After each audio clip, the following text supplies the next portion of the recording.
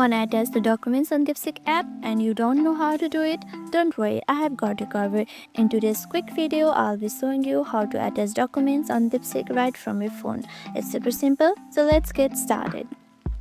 First, open the Deepseek app and you can message Deepseek, type in whatever you want. Now in order to attach the document, tap on this plus icon right here and tap on document. From here, choose the document you want to add. Once you have chosen it, tap on open. Now it will take some time to upload the emails and document. Type in your message.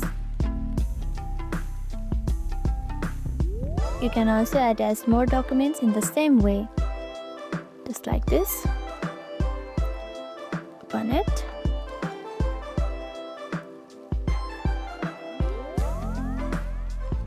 Once the document is attached, simply tap on the send icon right here.